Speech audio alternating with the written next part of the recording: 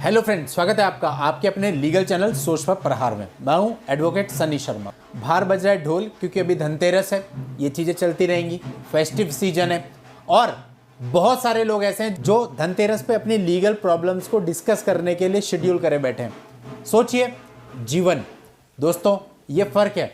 क्यों?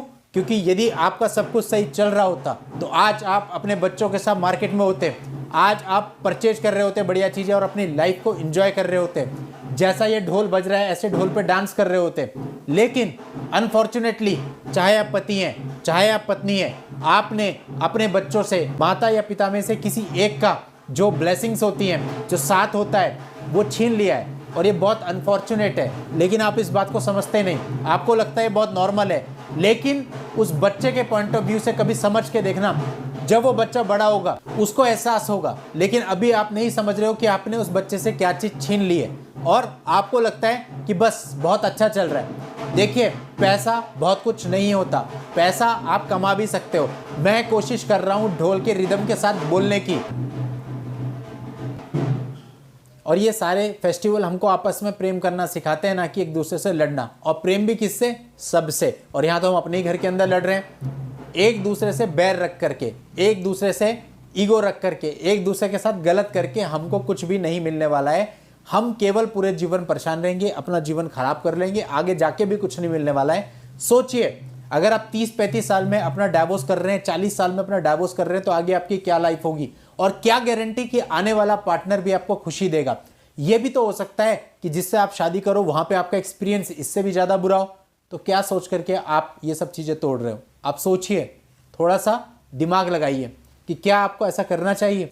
उस बच्चे का क्या दोष है जो जस्ट अभी पैदा हुआ और उससे या तो बाप का साया छीन लिया गया या फिर माँ का, और वो भी तब जब उसके माता पिता दोनों जीवित हैं। तो दोस्तों, ये जो हम कर रहे हैं ना, ये इतना बुरा है, इतना अनफॉर्चुनेट है जिसको आप सोच नहीं सकते। और दोस्तों, हम यहाँ किसी के साथ बुरा करने के लिए थोड़ी आए, हम सबके साथ अच्छा करने के लिए आए। हमें हमेशा ही अच्छा करना चाहिए, हम अच्छे के लिए बने, इसीलिए हम इंसान हैं। अगर हम अच्छे के लिए ना बनते तो हम इंसान भी ना होते। और अगर हम इंसान होकर भी गुनाह करेंगे, इंसान होकर भी दूसरे को परेशान करेंगे, दूसरे के साथ बुरा करने के विचार हमारे मन में होंगे, तो फिर हम इंसान एक्चुअल में है ही नहीं। अब लीगल तो दोस्तों 1600 वीडियो हो गए, देखते रहो, हर चीज पे आपको वीडियो मिल जाएगा। लेकिन बात सारी ये है ना कि परमानेंट सॉल्यूशन क्या है? परमानेंट सॉल्यूशन तो एक तरह से यही है कि आप समझें, आप दोनों की ही लाइफ खराब ना हो, आपके बच्चों की लाइफ खराब ना हो। आपको पता है कितना मजा आता है? आज सुबह 8 बजे मेरी बेटी बोली कि आज आप काम नहीं करेंगे। क्यों? क्योंकि आज हम घर पे लड़ियां लगाएंगे, आज हम मार्केट जाएंगे, आज उसने पूरे दिन का शेड्यूल कर लिया।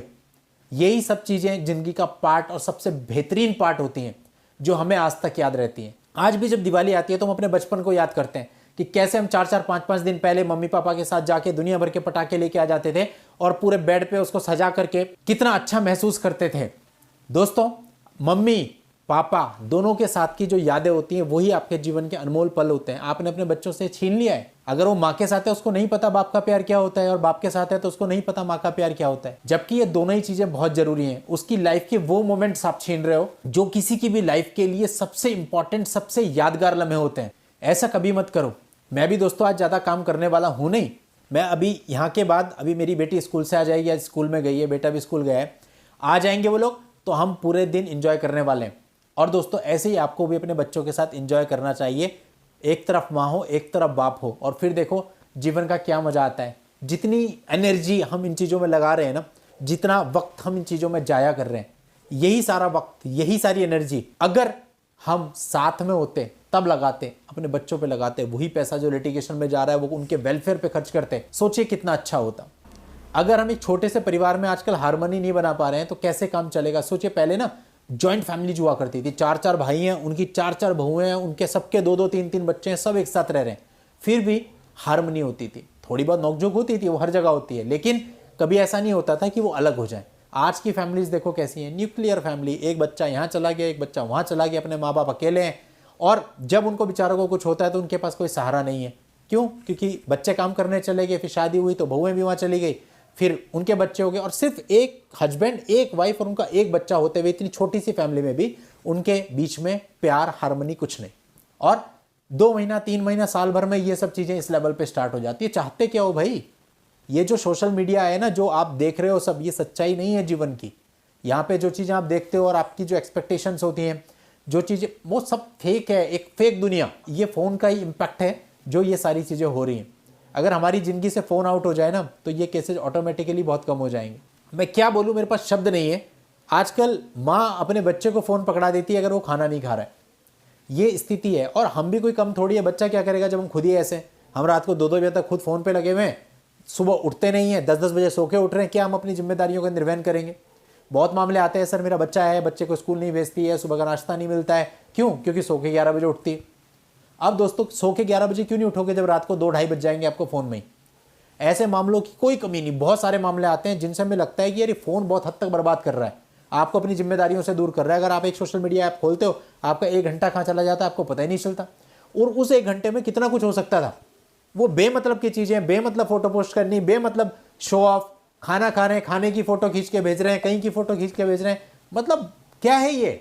मैं खुद सोशल मीडिया पे हूँ, लेकिन अगर आप मेरे अकाउंट देखो, मैं इतना ज़्यादा वो नहीं करता। अगर इन्हीं में लगे रहेंगे तो अपनी फैमिली को, अपनी लाइफ पे कहाँ से ध्यान देंगे? जो रियल दुनिया है, वो लोग, वो आपके साथ जो 5000 लोग जुड़े हुए हैं जिन्हें आप जानते नहीं, वो भी आपको ठीक से जानते नहीं, उनको आपको अपनी फोटो दिखाने का बड़ा शौक है ताकि वो कमेंट करें। क्या है मतलब, ये क्या मिल रहा है उससे? दोस्तों हमारा असली कमेंट वो है जब हमें हमारे बच्चे, हमें हमारी फैमिली, हमें हमारे आसपास वाले ये कहें कि ये है लाइफ, इस बंदे ने चमकाया है अपने बच्चों को, इनके बच्चे अच्छे काम करते हैं, ये अच्छे काम करते हैं, लोग हमें अच्छे नज़रिए से जाने ना। पहले तो जब ये सब होता है ना तो लोग पीठ पीछे, मैं शब्द खराब नहीं करना चाहता अपने, बहुत कुछ बोलते हैं और आपको बहुत ही डिसरिस्पेक्ट के साथ देखा जाता है, आपकी पूरी फैमिली को डिसरिस्पेक्ट के साथ देखा जाता है, और किसी एक की नहीं, दोनों पक्षकारों की। अब ये फैसला आपके ऊपर है कि आप यही चाहते हैं। अगर आप यही चाहते हैं तो बी कंटिन्यू, और अगर आप नहीं चाहते हैं तो अपने आप को सुधार लीजिए। समझ लीजिए कि जीवन का रहस्य क्या है। जीवन का रहस्य दूसरे को प्यार देना है, और जो भी गलतियां एक दूसरे से हुई हैं, आपको लगता है, आप उनको माफ करो और अपनी गलतियों को ढूंढो। और जो भी आप कर रहे हैं ना, इस दिवाली आ जाओ साथ में, सब कुछ भूल जाओ और प्रण ले लो कि आगे से कभी एक दूसरे पे उंगली नहीं उठानी, एक दूसरे को झेलना है। झेलता ही ये आदमी शादी करके, कौन पूरे तरीके से सुखी होगा? भाई मैं क्या बहुत अच्छा होऊंगा कि मेरी वाइफ को मेरे से कोई कंप्लेंट ना हो, या मेरी वाइफ बहुत अच्छी होगी, या किसी की भी? हर एक आदमी एडजस्ट करके चलता है भाई। कमियां सब में हैं और लड़ाई झगड़े भी सबके यहाँ होते हैं, लेकिन अपने लड़ाई झगड़ों को कोर्ट तक पहुंचाना ये मूर्खता है। बाकी आप सब लोग डिसाइड करिए, क्योंकि आप सब लोग मेरे से कई ज़्यादा एजुकेटेड होंगे, कई ज़्यादा पढ़े लिखे होंगे, कई ज़्यादा मैच्योर होंगे। मेरा काम था केवल थोड़ा सा गाइड करना ताकि आप इस ओर ध्यान दे सकें। चलिए दोस्तों, आज के इस वीडियो में इतना ही। नेक्स्ट वीडियो में नई जानकारी के साथ मैं आपसे फिर मिलूंगा। तब तक के लिए goodbye and thank you for watching. Take care.